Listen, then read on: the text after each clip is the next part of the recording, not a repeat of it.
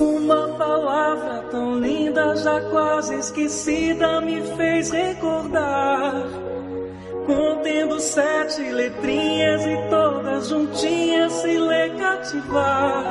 Cativar é amar, é também carregar um pouquinho da dor que alguém tem que levar. Cativou, disse alguém, laços fortes criou.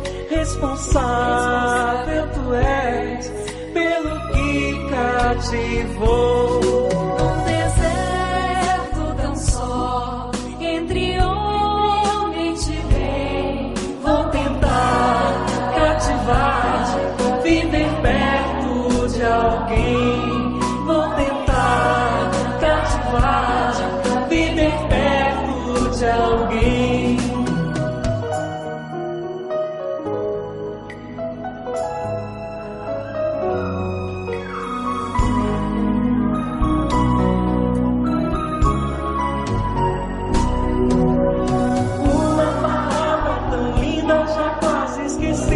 Me fez recordar, contendo 7 letrinhas e todas juntinhas se lê cativar. Cativar é amar, é também carregar um pouquinho da dor que alguém tem que levar. Cativou, disse alguém, laços fortes criou. Responsável tu és pelo que cativou. Num deserto tão só, entre homens de bem. Vou tentar cativar, viver perto de alguém. Vou tentar cativar, viver perto de alguém. Boa noite a todos, que a paz de Cristo se faça presente no coração de todos. Esta noite nós vamos estudar um pouquinho a respeito do livro Vida, Desafios e Soluções. Ele é um livro que foi escrito pelo espírito Joana de Ângeles e psicografado por Divaldo Pereira Franco. Ele possui 11 capítulos e aborda assuntos que representam os desafios da vida, como os impedimentos afetivos e sociais, os fatores de insegurança, as frustrações, entre tantas outras situações que são próprias, inerentes ao ser humano. Aponta-nos soluções, nem sempre fáceis, gostosas, mas são soluções para que a gente possa resolver um pouquinho dessas situações de desafios que são concernentes a nós. E quando ela mostra essas soluções, nos faz repensar muitos valores. São soluções simples, como eu disse, porém eficazes quando nós levamos a sério as suas orientações. Esse livro, pessoal, ele faz parte da série psicológica Joana de Ângeles, é o volume 8. E assim, diferente dos outros livros da Joana, gente, que tem uma leitura mais rebuscada, não é à toa que ela é psicóloga, né? A linha dela toda é psicológica, então, diferente dos outros livros, esse é bem mais tranquilo para se ler, é mais fácil de entender, tem uma leveza, uma compreensão muito clara. Então, hoje, na verdade, nós vamos apenas instigar vocês a lerem também esse livro. Vou dar umas pequenas pinceladas a respeito do livro, que é esse que está aparecendo aí na telinha de vocês, né? E vocês vão encontrá-lo, o livro físico, que vocês podem comprar, ou na internet tem em PDF, que vocês podem baixar também e ler. E ao final nós vamos deixar o link, tá bom? Desse livro em PDF, para que vocês possam baixar e ler. E como a intenção é justamente deixar vocês curiosos, porque eu vou dar apenas umas pinceladas. Fica aqui a dica. Leiam o livro Vida, Desafios e Soluções. Bom, então já esclareci, já falei qual é o livro. Vamos à nossa prece inicial? E não se esqueçam de deixar o copo com água ou a garrafinha aí do lado, porque ao final nós sempre fazemos a fluidificação, contando com a espiritualidade maior que está sempre presente conosco, nos guiando e nos orientando, né? Então vamos fechando os nossos olhos e elevando o pensamento a Deus. E agradecendo, Senhor, pela oportunidade do aprendizado, pela oportunidade da vida, pela oportunidade que nós temos de evolução. O Senhor é tão bondoso e misericordioso e nos permite vivenciar cada etapa, tendo a consciência do que seja o melhor para nós. Senhor, pedimos a saúde, pedimos a proteção, pedimos que o Senhor esteja sempre conosco em todos os dias da nossa vida. Nos abençoe, nos proteja, nos guia e nos abençoe nessa noite de estudo para que possamos entender melhor esse processo evolutivo. Que assim seja, graças a Deus. Então, de início, como eu disse, nós vamos ler o prefácio. É um parágrafo do prefácio desse livro que diz o seguinte. A Joana já nos diz logo no começo, explicando sobre a vida. E o livro diz o seguinte: viver é um desafio sublime e realizá-lo com sabedoria é uma bem-aventurança que se encontra à disposição de todo aquele que se resolva decididamente por avançar, autossuperar-se e alcançar a comunhão com Deus. Que lindo, né? Então, viver é um desafio. E se temos esse desafio, vamos torná-la da melhor forma possível, que seja um desafio produtivo e de grande aprendizado. Mas quando se fala de vida, o que é vida? O que é viver? E aí, a nossa orientadora Joana de Ângeles já diz o seguinte, que o conceito, presta atenção, de vida, ele varia de acordo com a corrente de pensamento filosófico ou do comportamento científico, em se considerando que cada um apoia sua visão em torno dela, mediante as próprias bases de sustentação cultural.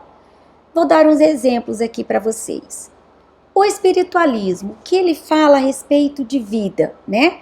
O espiritualismo, ele parte da realidade de um ser transcendente que criou a vida e a mantém, facultando-lhe um desdobramento infinito em quantidade e qualidade, que se direciona para rumo à perfeição. Já o biólogo, o que ele diz? Ele dirá que a vida é resultado da organização celular, em admiráveis aglutinações, formando órgãos, a pele, sistema, tudo que se individualiza no ser humano. O filósofo apresentará formulações diferentes que decorrem da sua ótica vivencial e cultural, concordando com a escola em que se vincule, né? Então, ele limita dentro dessa escola de pensamento, mas ele limita o quê? Ele se limita a vida ao período que se estende entre o berço, ao nascer, até o túmulo, ao morrer. Esse é o filósofo, ele busca o entendimento dessa vida inerente em nós.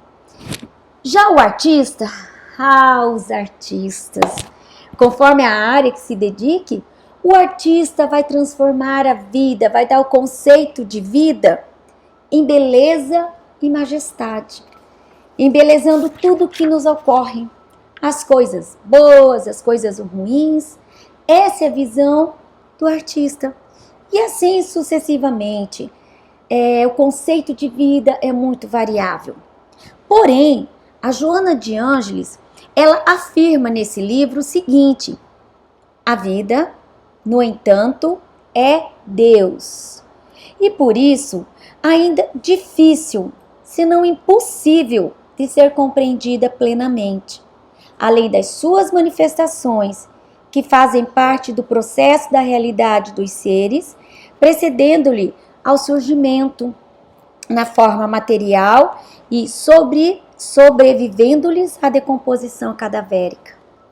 Então, gente, olha que grandeza que ela nos diz. O que ela diz que é a vida? A vida é Deus. Deus é a vida em nós. Nós não podemos esquecer que Ele nos deu a oportunidade dessa vida quando nós fomos criados.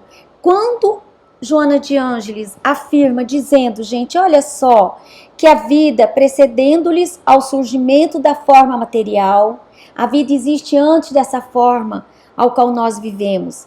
E ela sobrevive à decomposição cadavérica, ou seja, a vida sobrevive ao desencarne. Mas a vida existe muito antes disso aqui, quando nós fomos criados, simples e ignorante. Deus nos deu essa vida. Portanto, ela deixa claro que a vida é Deus e confirma exatamente o que Jesus disse aos apóstolos, né? Lembrando que Jesus é o mais notável psicoterapeuta que a humanidade conheceu. Jesus, ele afirmou aos seus apóstolos, ele disse o seguinte: vós sois deuses e podeis fazer tudo quanto faço e muito mais, se quiserdes. Gente, olha que grandeza, que coisa maravilhosa. Deus nos deu a vida, como deu a vida ao seu Filho Jesus, que fez tantas coisas lindas, operou tantos milagres. E Jesus disse aos apóstolos, vós sois deuses, e nós podemos ser os apóstolos também de Jesus, nós somos. Se a gente for pensar mais longe, como está no livro, nós somos co-criadores com Deus. Lógico que nós não vamos criar o que Deus criou, mas nós criamos muitas coisas dentro das possibilidades enquanto ser humano. Que maravilha, né? Então a interpretação dessa fala de que a vida é Deus, que foi dado a nós pelo Criador Universal, essa fala nos deixa bem claro que nós precisamos evoluir, que nós temos várias encarnações e que a vida não cessa jamais. Mas olha, nós não estamos aqui a passeio não, de jeito nenhum.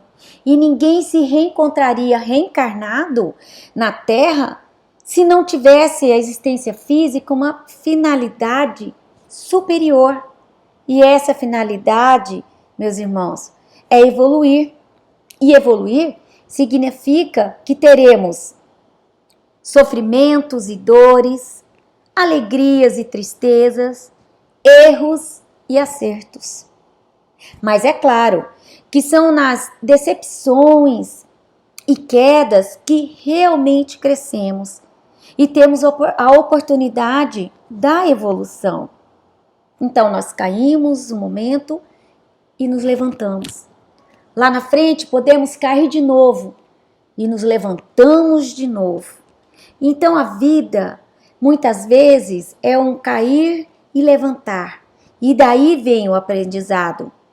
Mas, infelizmente, tem algumas pessoas que não encaram dessa forma esses desafios, esse cair e levantar.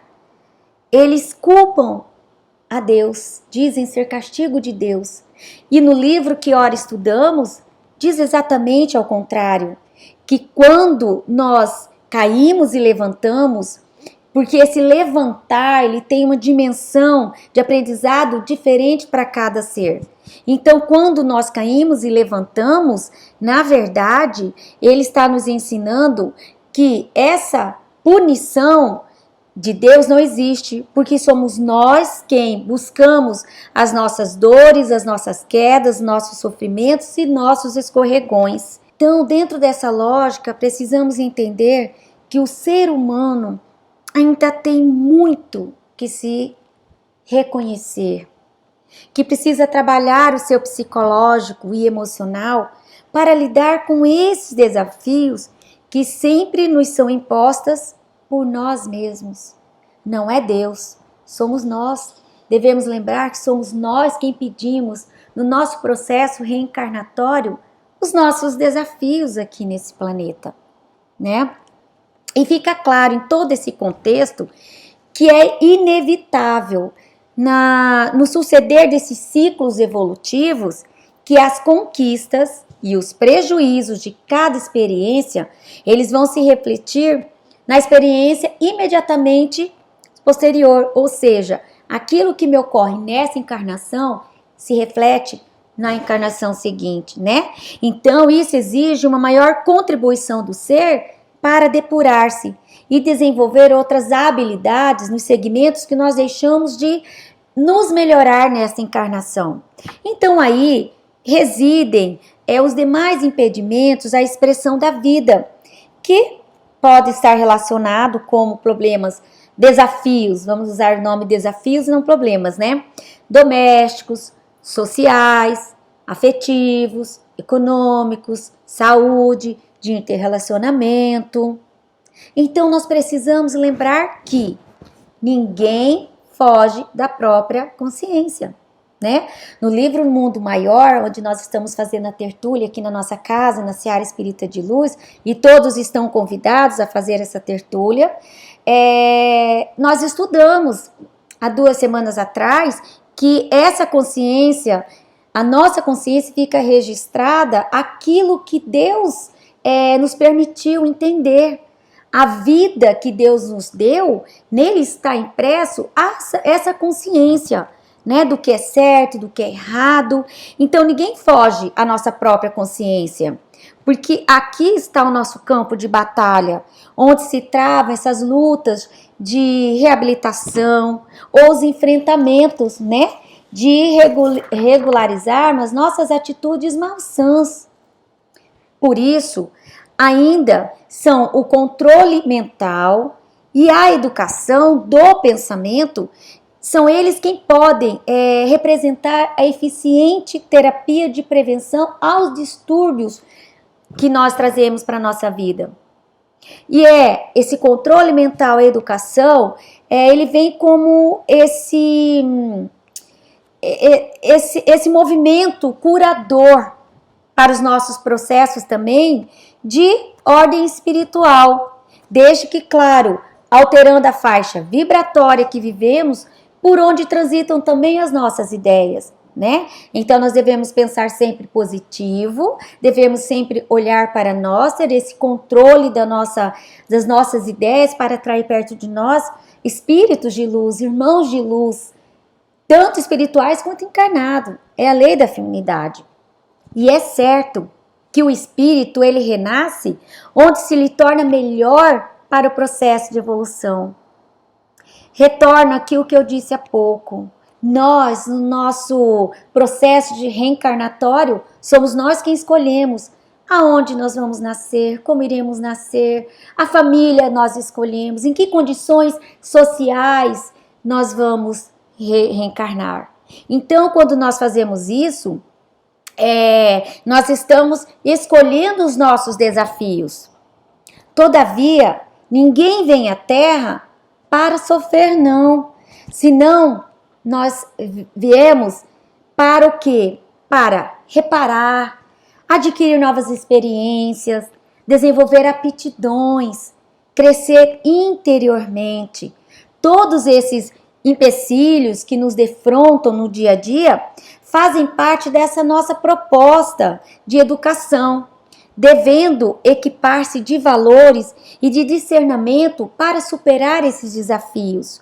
E livre dessa constrição restritiva a essa sua liberdade, avançar com bastante desembaraço, né? Na busca dessa afirmação plenificadora do ser. Nem paixão, nem abandono diante da vida, mas precisamos ter consciência de como viver no relativo tempo terrestre. Nós temos o nosso tempo aqui e precisamos sempre entender que os desafios são os nossos crescimentos. Joana nos diz nesse livro que, devido aos nossos fatores de insegurança, o ser humano que não sabe lidar com estes sentimentos, ele se utiliza de mentiras. Ele vive uma vida de mentira. Ele às vezes acredita nas suas próprias mentiras e assim vive, né? E isso leva ao quê? A afetividade conflitiva, meus irmãos. E com isso, busca apoios ineficazes para resolver essas questões. Então, se vive numa mentira, não consegue viver bem no seu meio social, no seu meio familiar.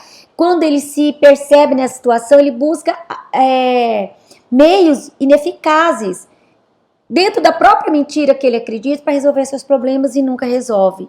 Mas, olha que interessante, o ser psicológico maduro, ele enfrenta desafios, sim, como todos aqueles que mesmo que não têm essa situação, ele também enfrenta, porém é diferente dessa pessoa que não sabe lidar com seus fatores de insegurança.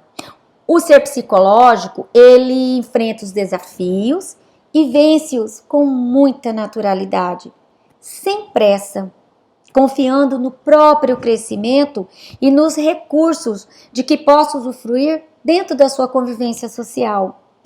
Quando esse ser se fragiliza, sabe o que ele faz? Ele para, reflexiona e recomeça, procurando fortalecer-se na sua própria luta, evitando fugir, porquanto esse recurso não leva a nada. Ele olha para o seu interior, ele reconhece o seu desafio. Se ele falha, ele diz: não, preciso recomeçar, preciso ser melhor. Então, nós devemos observar a energia da vida através de hábitos positivos. Por exemplo, toda vez que ocorrer um pensamento doentio, perverso, injusto, malicioso, imediatamente devemos substituí-lo por um digno, saudável, de amorosidade, de confiança. Lembra que eu falei anteriormente que tudo depende da nossa mente, do que nós atraímos para nós? Então é isso. A energia da vida, ele, quando faz com que tenhamos pensamentos que não são legais, vamos trazer os pensamentos positivos. E devemos sustentar esses pensamentos com a onda de irradiação do desejo de que assim seja realizado. O que se pensa, torna-se realidade. É o que a gente vive falando, né? Muitas vezes nós falamos e ouvimos: gente, cuidado com o que você pensa, porque o pensamento tem força. E aqui Joana de Ângeles deixa bem claro que ele realmente tem força e torna-se realidade. Eis porque pensar, presta atenção, pensar e agir são termos da mesma equação. Porque nós devemos primeiro pensar para depois atuar, a fim de que não venha a agir antes e depois se arrepender, né? E ter a reflexão daquilo que fez depois de agir. Não, nós devemos pensar e agir logo. As nossas frustrações, né, nos causam mal, se não são trabalhadas interiormente, pessoal. Eis porque se deve perdoar a tudo e a todos. E igualmente, proporcionando-se perdão a si mesmo, recompondo-se, emocionalmente e recomeçando a tarefa onde ela se desencaminhou. Por isso a reflexão, a autoanálise. Joana nos diz que nas diferentes psicopatologias há a predominância das sensações e grande descontrole das emoções, o que traduz o transtorno da mente, refletindo-se nesse comportamento alienado que muitas vezes agimos pelo impulso, mas essencialmente o espírito em si, né, em fase desse desenvolvimento, de se melhorar, de se entender, que se revela no corpo, experimentando mais as expressões fortes em detrimento das manifestações mais elevadas. Devemos lembrar que somos um espírito encarnados, né? Nós somos um espírito na matéria, e não matéria no espírito. Então a gente traz as vivências e dessa forma é o que, quando encarnado, essas vivências passadas acabam se manifestando.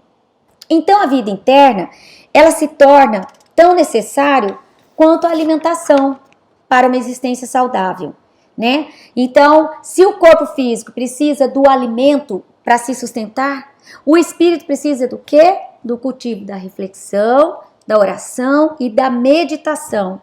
Todos se tornam de uma grande relevância. E desta maneira, devemos, meus irmãos, identificar em nós o significado desse ser integral, pois quem toma conhecimento dos recursos próprios dispõe de medidas para avaliar as possibilidades de triunfo e empenha-se para alcançá-lo, enquanto aquele que os desconhece detém-se no pretexto da própria fragilidade, porque no íntimo assim o prefere.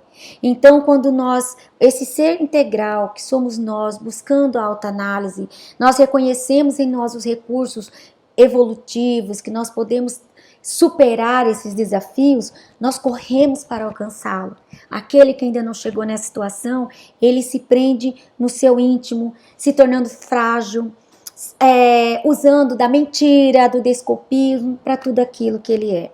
Então, dessa forma, nós devemos observar as nossas conquistas que nos planificam a alma, observar melhor as lições que nos são oportunizadas, entendendo que as lições mais severas, aquela que a vida nos oferece com maior sofrimento, são essas que nos convidam às reflexões.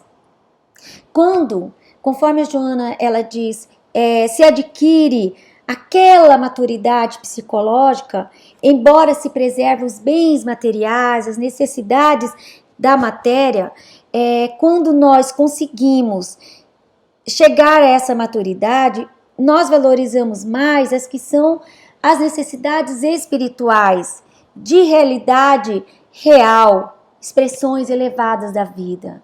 Essa é a busca que nós temos.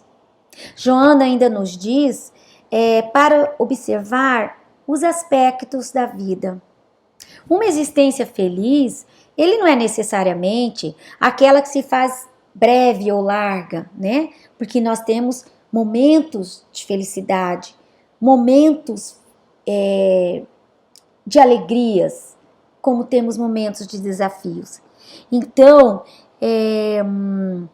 essa existência feliz, ela não é necessariamente breve ou larga, não, mas sim, a existência feliz é aquela que se transforma em mensagem de alegria e bem-estar para a própria pessoa, bem como para todos aqueles que estão à sua volta. Cada existência, gente, é uma mensagem cujo conteúdo deve ser positivo, de forma que dignifique as outras, enriquecendo as esperanças. A doença, os problemas, não são aspectos de infelicidade, porém convites do organismo e da vida para dizer que é necessário estar lúcido e consciente. Então, quando os desafios são na questão da saúde, nós às vezes nos entregamos. E aí é nesses momentos que nós até questionamos, Deus, por que está acontecendo isso comigo? Não, é o momento de olhar e falar, Deus, meu Pai, obrigada pela oportunidade. É essa doença que está fazendo de mim um ser melhor. Gratidão, porque o meu organismo está me mostrando que eu preciso melhorar em algo. E daí, a morte, o desencarne, por isso mesmo, não é um fracasso da vida, mas uma nova, admirável experiência. Nós então nos apegamos ao medo da morte, do desencarne. Mas horas, a vida continua, é uma nova experiência. Então, antes de reencarnar, nós estávamos na morada dos planos espirituais e aqui reencarnamos e esquecemos, mas a nossa verdadeira pátria é espiritual. Então devemos o ser consciente, o ser integral, psicologicamente maduro consegue ter essa compreensão. E diante disso tudo, devemos também entender que precisamos vivenciar as etapas da juventude e da velhice no seu tempo certo. Não invertendo, não fazendo que seja uma juventude alongada, né? Não querendo crescer, ou uma velhice precoce, enquanto jovem vivendo recluso, como se a vida não tivesse mais sentido. Ela nos diz que precisamos estar despertos para a vida, e estar acordado é encontrar-se pleno, consciente da sua realidade interior e das infinitas possibilidades de crescimento que estão ao seu alcance. Libertar-se dos medos que imobilizam a inutilidade, redescobrir a alegria de viver e de agir, ampliar o campo de comunicação com a natureza e todos os seres. Precisamos estar acordados para a vida. E o apóstolo Paulo estava tão certo do valor do despertamento da consciência que em memorável carta aos Efésios, conforme se encontra no capítulo 5, versículo 14, ele conclamou: desperta, ó tu que dormes, levanta-te entre os mortos e o Cristo te esclarecerá. E assim encontraremos a alegria de viver, descobrindo o nosso inconsciente através da autoanálise. Isso nos traz o autodespertamento, o despertar de si mesmo, e com isso nos esforçamos em busca desse equilíbrio psicológico. Então, Joana, só para concluir, ela fala assim, que na busca da realidade, o ser humano não tem sabido eleger o que é fundamental para a sua existência transitória no mundo, nem para a sua realidade como ser imortal. Mas ela afirma que a realidade do ser está além da sua forma, da roupagem que se apresenta, sendo encontrada nos valores intrínsecos de que é constituído, merecendo todo o contributo do esforço emocional e moral para conseguir identificar-se. Diz ainda que a experiência vivencial é feita de lutas, e ninguém, portanto, aspire a vencer aguardando que os outros realizem o esforço que lhe cumpre desenvolver, porque a conquista ele é pessoal e intransferível, não havendo lugar para fraude ou enganos. A luta é de cada um. Não queremos que o outro resolva os nossos problemas. Nossos desafios são próprios nossos. E vou deixar aqui a mensagem que a Joana deixou ao final do livro. Ela diz o seguinte: viver é construir-se interiormente, superando cada patamar da evolução mediante o burilamento de si mesmo. Não é uma tarefa simples, porque tem muito a ver com a realidade moral e espiritual da criatura, que é chamada a um incessante trabalho de autovalorização, de aperfeiçoamento íntimo, com superação das dependências que a amesquinham. Então, meus queridos irmãos, vamos viver plenamente, encarando os desafios com muita serenidade e buscando as melhores soluções. Onde? Como? Deem uma olhada nesse livro aí, Vida, Desafios e Soluções. Garanto que vai ajudar muito. Tem vários conselhos que a gente tem que aprender, ler com cuidado, com carinho. Então agora, nesse momento, agradeço a companhia de vocês. E vamos à nossa prece de encerramento, a fluidificação de água. Então vamos serenando, mais uma vez fechando os nossos olhos e sentindo a presença dos nossos anjos de guarda, dos nossos mentores, nossos irmãos queridos, que sempre estão conosco. Ó Pai, mais uma vez gratidão. Gratidão por tudo, pela nossa vida, pela nossa saúde, pelos nossos desafios, e pelas soluções que conseguimos encontrar nessa jornada. Que possamos, Senhor, hoje, após esse pequeno estudo, nos tornar um pouquinho melhores. Que possamos, Senhor, estar sempre mais próximo a Ti. E pedimos a espiritualidade maior, a equipe médica que trabalha conosco na Seara Espírita de Luz, que possa colocar nas águas o medicamento necessário para cada um, conforme a sua necessidade. Senhor, gratidão, gratidão, gratidão. Deus conosco. Boa noite, fiquem todos em paz.